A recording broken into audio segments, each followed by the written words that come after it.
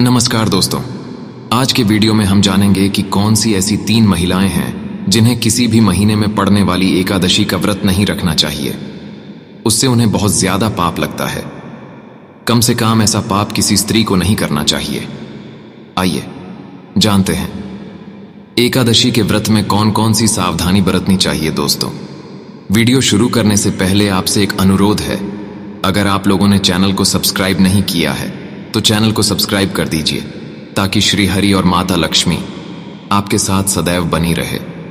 हमें आशा है कि श्री हरि आपके सभी मनोकामनाएं अवश्य पूरा करेंगे।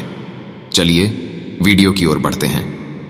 एकादशी, जो कि श्री हरि का दिन माना गया है, और यह भी कहा जाता है कि देवी देवताओं के जो व्रत होते हैं उन्हें आप करो या मत करो, ये आपकी मर्जी है, इसमें कोई पाप नहीं लगेगा। लेकिन अगर एकादशी के व्रत को ना किया जाए तो बहुत बड़ा, क्योंकि इस दिन अन्न में कलयुग का निवास होता है। जो व्यक्ति इस व्रत को पूरी श्रद्धा से पूरा कर लेता है और सही तरीके से, तो भगवान श्री हरि उसके सारे दुखों को खुद दूर कर देते हैं। उसके जीवन में कैसी भी बाधाएं उत्पन्न होती हो, आप चाहे कितने भी गरीबी क्यों ना हो, श्री हरि आपको इन सभी दुखों से बाहर निकाल देते हैं। जैसे मानो एक जादू तरीके से श्री हरि ड्रा आपका हाथ पकड़ लिया हो और आपको शुभ फल देते जा रहे हो। लेकिन यह तब संभव है जब आप इस व्रत को सही तरीके से करें, क्योंकि अगर सच्ची श्रद्धा ना हो तो आप इस व्रत को भूल जाओ, क्योंकि शास्त्रों में इस व्रत को अहम भूमिका दी गई है। इस व्रत को करने वाला व्यक्ति माता लक्ष्मी की कृपा का लेता है। लेकिन इसी के साथ ही घर में ऐसे 3 महिलाएं होती हैं। चीज एकादशी का व्रत गलती से भी नहीं रखना चाहिए, अन्यथा श्री हरि क्रोधित हो जाती है और माता लक्ष्मी रुष्ट हो जाती है। और अगर आप इस चैनल के सब्सक्राइबर हैं तब तो आप ये वीडियो देखकर और गलतियों के सुधार कर सकते हैं, अन्यथा ऐसी गलती करने वालों को नर्क में भी जगह नहीं मिलती है। दोस्तों, हम एकादशी पर किए जाने वाले विशेष उपाय बताएंगे, जिससे आपकी आर्थिक स्थिति में भी सुधार होगी, जिसके कारण माता लक्ष्मी दोनों हाथों से आपके जीवन में धान की वर्षा करेगी। यह उपाय एकादशी के दिन ही करना होता है। पहले जानते हैं कुछ खास बातें। दोस्तों, यह व्रत किस नहीं रखना चाहिए, यह सबसे पहले जानते हैं।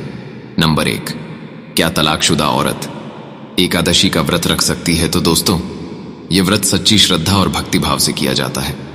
पुराणों में कहा जाता है कि पति पत्नी मिलकर जब व्रत को पूरा करते हैं तो कई शक्तियां एक साथ जुड़ जाती हैं और महासहयोग ऐसे पुराने में बताया जाता है कि अगर पति पत्नी किसी कारणवश अलग हो गए हैं और ऐसी स्थिति में आप पति से अलग होकर एकादशी का व्रत रख रही है तो दूसरों का अपमान माना जाता है, क्योंकि यह व्रत भक्ति भाव को दर्शाता है।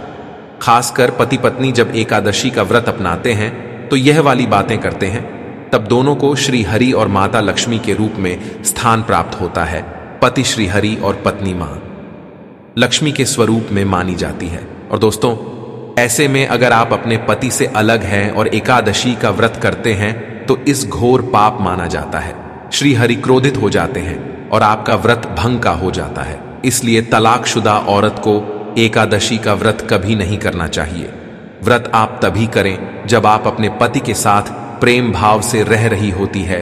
क्रोध में आकर पति से अलग होकर इस व्रत को नहीं किया जा सकता है, क्योंकि इस व्रत में मुख से गाली देना भी पाप माना जाता है। एकादशी पर जो भी व्यक्ति गाली देता है उसे कुत्ते की योनि प्राप्त होती है, गड्ढे की योनि प्राप्त होती है, सांप की योनि प्राप्त होती है।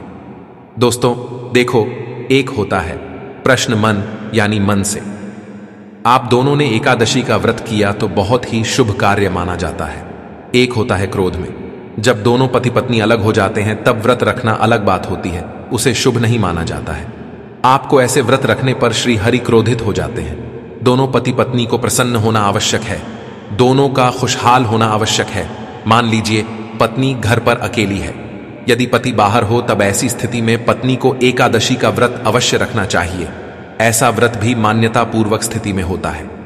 दोस्तों नंबर 2, क्या मासिक धर्म में एकादशी का व्रत कर सकते हैं? देखो, वैदिक रीति रिवाज के अनुसार मासिक धर्म के दिनों में औरतों को धार्मिक कार्यों से दूर रहना चाहिए। इन दिनों में महिलाओं को मंदिर जाने की भी इजाजत नहीं होती है। साथ ही साथ पूजा पाठ का सामान और मूर्ति को हाथ लगाना भी अशुभ कहा गया है। तो हाँ दोस्तों, मासिक धर्म के समय महिलाओं को पूजा पाठ करने से मना तो किया गया है, लेकिन अगर व्रत के बीच किसी महिला को मासिक धर्म आ जाए तो व्रत तोड़ने की कोई आवश्यकता नहीं है। आप बाकियों से दूरी बनाकर सभी नियमों का पालन करें। पूजा पाठ से दूरी बनाकर अन्य नियमों का ठीक वैसे ही पालन करें जैसे कि हर दिनों में करती है। ऐसे में आप पूजा पाठ किसी दूसरे से कर सकते हैं। इससे भी आपको व्रत का उतना ही फल मिलेगा जो शास्त्रों में बताया जाता है, क्योंकि यह प्राकृतिक का चक्र है। इसमें इंसान का कोई हाथ नहीं होता और ना ही इसमें कुछ गलत है।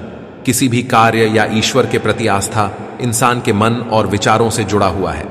शरीर तो सिर्फ एक जरिया है, इसलिए पूरी मां और श्रद्धा से महामारी के दिनों में भी आप अपनी परंपराओं को बरकरार रखकर सभी नियम और कानून का पालन कर सकती है। दोस्तों, अब बात करते हैं नंबर 3 की। क्या कोर्ट मैरिज करने वाले एकादशी का व्रत कर सकते हैं? देखिए, खास तौर से सुहागिन महिला के लिए एकादशी का पूजा बहुत ही मायने रखता है। एकादशी का व्रत पूर्ण रूप से करने से वैवाहिक जीवन, उच्च संतान की पूर्ति, धन दौलत, मोक्ष प्राप्ति सब हासिल हो जाता है और पति पत्नी को 7 जन्मों तक का साथ भी मिल जाता है। लेकिन क्या आप जानते हैं, अगर आपने हिंदू रीति रिवाज के साथ 7 फेरे नहीं लिए हैं तो आप पवित्रा एकादशी का व्रत भूल कर भी नहीं रख सकती। इसकी कथा सुना भी आपके लिए पाप के समान होता है। इस अवस्था में आप एकादशी का व्रत कभी भी नहीं करें। आप एकादशी के व्रत से दूर रहे बगैर 7 तेरे लिए कोई भी महिला या पुरुष एकादशी पूजा व्रत नहीं कर सकते। शास्त्र में इस बात की कटाई मनाही है। अगर आपने कोर्ट मैरिज भी की है तो फिर भी आप एकादशी पूजा करने में सक्षम नहीं हैं। पहले आप 7 फेरे ले लें, तभी आप एकादशी की पूजा या व्रत करने योग्य है। 7 फेरे लेने के बाद आप किसी भी धार्मिक कार्य में शामिल भी हो सकते हैं। आप करवा चौथ का व्रत भी कर सकते हैं दोस्तों, और अगर आप शास्त्रों के विरुद्ध ऐसा करते हैं तो घोर पाप लगता है। तो दोस्तों, यह थे बहुत 3 औरतें जिन्हें एकादशी का व्रत भूलकर भी नहीं करना चाहिए, अन्यथा श्री हरि और माता लक्ष्मी क्रोधित हो जाते हैं और काफी परेशानियां होने लग जाती हैं। तो दोस्तों, आज की वीडियो में बस इतना ही। आप लोगों को यह वीडियो कैसा लगा? अगर कुछ नया जन मिला है तो वीडियो को लाइक जरूर कर देना और चैनल को सब्सक्राइब भी कर देना और कमेंट बॉक्स में श्री हरि जय माता लक्ष्मी भी लिख देना। हम आपसे मिलेंगे ऐसे ही किसी अन्य वीडियो में आपको कुछ और पौराणिक इंटरेस्टिंग बातें बताते हुए।